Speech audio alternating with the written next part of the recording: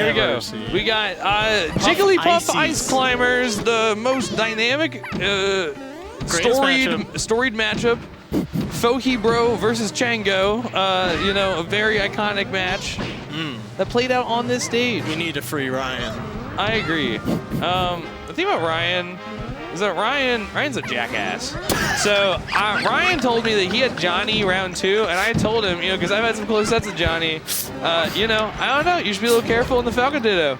And then Ryan was like, that sounds like a challenge. And so then every single match in this bracket is unreported character-wise, except for Ryan 2-0ing Johnny with his Falco. Yes. He had to make sure that the people knew. He's a man that likes to prove people wrong. And Travis, honestly, has been looking pretty cavalier. He coasted through Xanadu and BMW and is now once again in winners finals of Xanadu. Yeah. Versus somebody who had some clutch wins and is, you know, still down.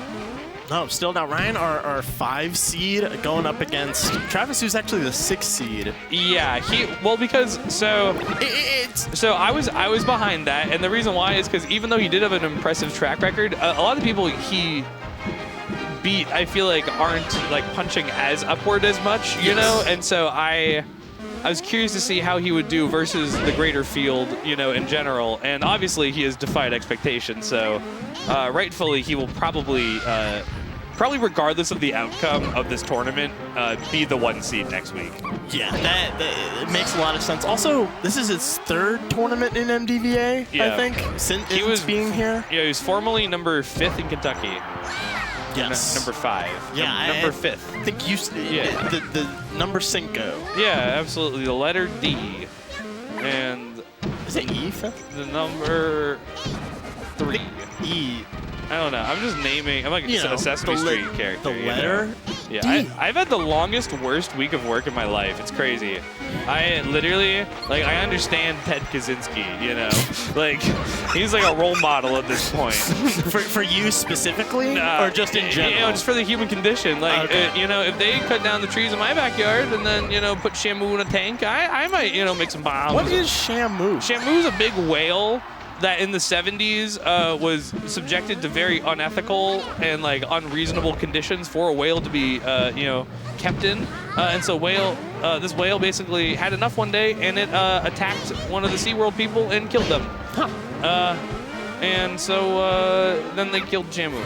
I think I've heard of that in like Madagascar. I think they referenced it. Shamu is like one of the most famous. It's like Coco the gorilla, you know, but for like. I don't know what Coco the gorilla is. Danny, come on! It's the greatest scam ever. Harambe? So basically, it's this gorilla, right? And the gorilla actually can't really communicate with people. It's just that. Yeah, like she learned 300 different ways to like get food from famous people, basically. So Coco the gorilla is like famously known for like being friends with like Robin Williams and you know Shaq and stuff. But like at first it was, you know, embraced by the public. It was very, you know, it was lauded, you know, as this incredible achievement of, you know, humans communicating with, you know, gorillas and shit. But unfortunately, that's literally, I'm not jigging, that's like the first rest I've ever seen Travis do. I think so. He literally won the last 2 weeklies without using rest. I don't think I saw back-aired everybody. At all. It's just all business. This is Travis. All business. He's got children. He's got children. 2 kids at home. Probably one of the only people, probably the only person here who has procreated, which is indicative of his superiority, you know, biologically. He's keeping the gene line going. Yeah, so his children can win Xanadu. Yes. Yeah. He can train them. Oh, okay. A little bit of hubris on Mr. Travis, I see. The hubris. That's gonna be his rest. He literally has to win too many Xanadus, and then he's gonna lose to, you know, the first schmuck that you know fights in round 1 next time. Exactly. This is what happened to Kevin Maples, happens to true. Shoe Legend, my favorite schmuck Falco that does not have an incredibly niche internet footprint. Okay, incredibly niche internet foot. Have you listened to any of Shoe Legend's music? Oh, the sex playlist? He actually creates music. You didn't know this? Oh, well, yeah, he drums. Yeah. He does some instrumental stuff. Yeah, Shoe is pretty good. Me, Shoe, and Symphony all play the drums. That's the drummer, Melee. I used to play drums. Oh, really? Yeah. Eve used to play drums too. Wow. Yeah, all the reefer appreciators doing their percussion, you know, talking about jazz and whatnot. Nice drill up smash. You know what's something that's not like jazz? What? This game right here. No, like Danny, jazz. it is. Have you seen the Smash Brothers documentary? No. You know what it's like? I came to this conclusion with Alexis earlier. The Melee is actually like a sponge. Yeah, Melee's like there's holes like in it. Scrub daddy. Oh, true. I'm addicted to sucking on them.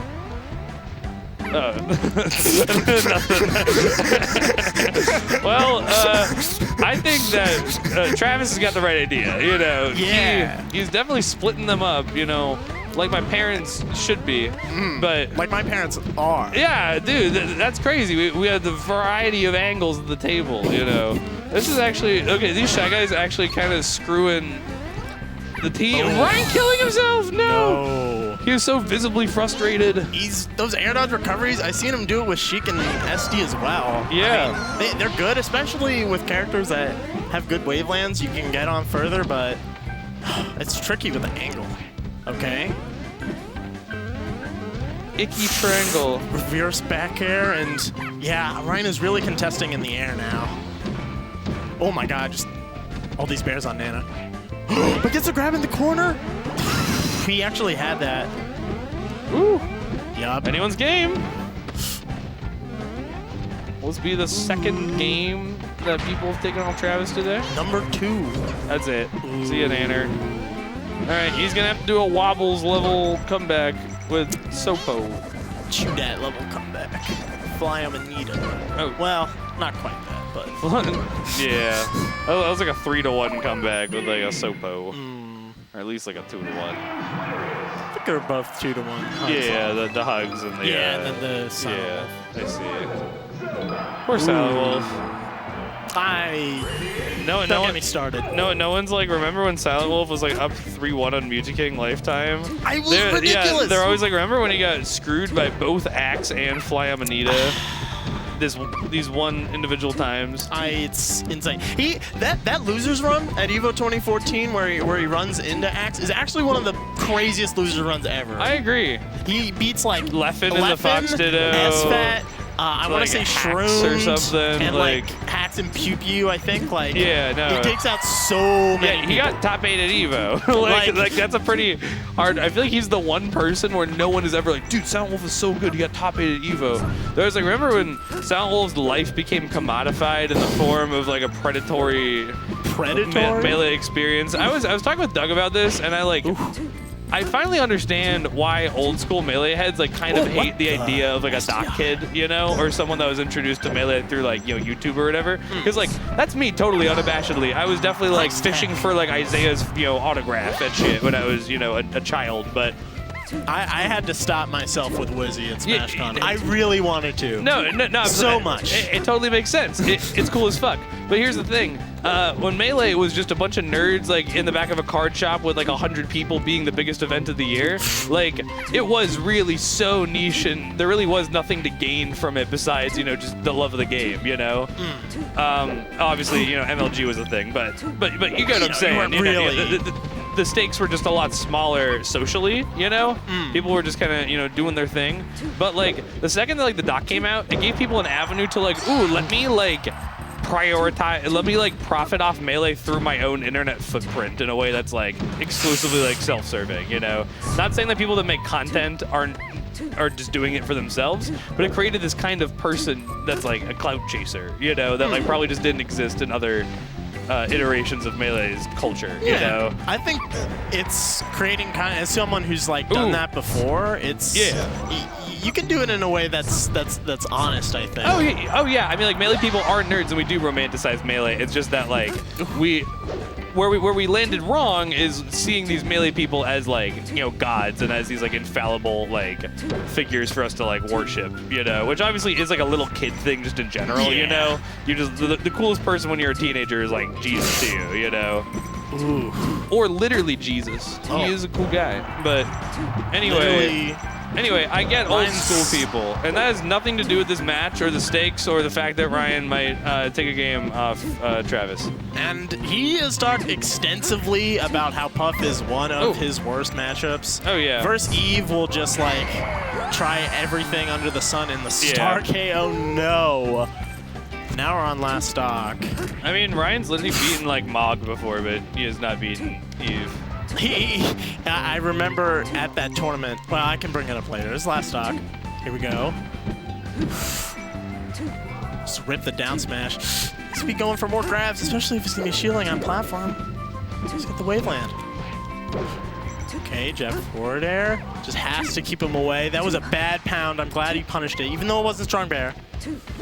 That's Another it. jab fair? Yeah. Nice. Old school. Love that. He has been using those a lot, I've noticed. It's great. You have a lot of jab confirms into stuff there. On Yoshi, you also do down tilt up air. That's one of my favorite confirms. But yeah, you don't need grab to kill Puff in this matchup. They're very difficult to find, but, you know, man. Just gonna go for him. But anyway, at that tournament where he beat Malachi, that he says he also took a game off Eve with Sheik, and he was like, yeah, that's the thing I'm more proud of. Not even beating Malachi. I love that.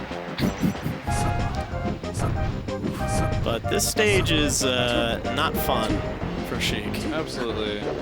And just playing. I don't know. Seven's done it against Eve twice. I can't believe it. So I'm going to actually start commentating this match for real. Ooh. So I used to play this matchup a lot when I was a Puff player. And the thing about Sheik is that Sheik can be kind of obnoxious by abusing the platforms.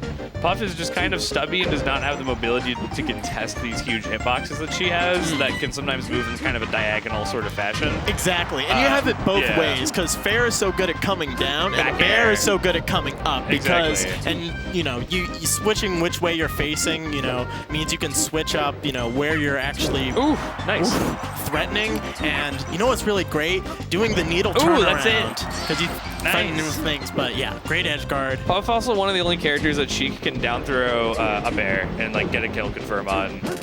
Something that Plup was very good at getting before he, you know, became a hermit that doesn't want to do things anymore. He's just eating that, you know. Is a fish food when you eat the Plup Yum Yum? I don't know. Yeah. Ooh! Neutral air into forward air. That's gonna be the biggest combo we'll see all set. Just turning into floaty land. I thought this was Falco territory. You know what? Ryan's Falco obviously, you know, would have duped it out easily. Easily. No sweat. Travis is hanging on, having a nice little game lead right now. That's great DI. Yep. I could have killed a lot of other people. Any other people, but anyone else in the world would have died there. Only Travis. Armada's toast. That's toasted. Okay. Well, Ryan is doing his best to not lose right now. Well, that's cerebral.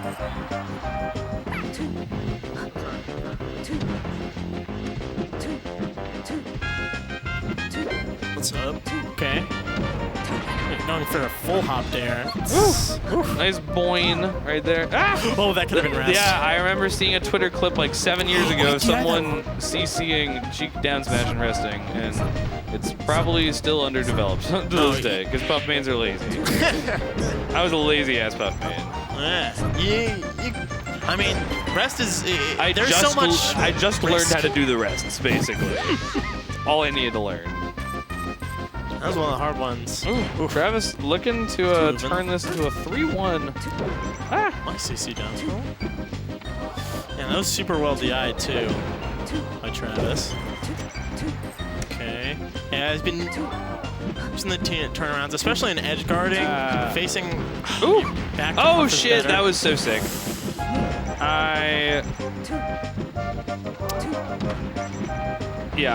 Travis is playing excellent right now. Oh, the edge cancel. Just nickel and diming him in terms of positioning, that was a bad trade, but like 81 on Sheik is very significant considering how slowly the match moves most of the time. Yeah, and now Ryan is realizing that he can get away with these down smashes, and Ooh, he just went neutral a whole comeback bunch. time, maybe. 50%. Wow, got grabbed out of the startup of that down smash. Oh, wow, I thought he was going to ledge. Mixed everyone up, but 3-1 for Travis. All right, I guess that my ride is heading out, so. Oh, all right. Well, Yeah. Danny, thanks for hanging. Yeah, it was great coming out, hanging, and commentating. Absolutely. So, peace, y'all. I'm going to grab a co-commentator. I'll be right back, guys.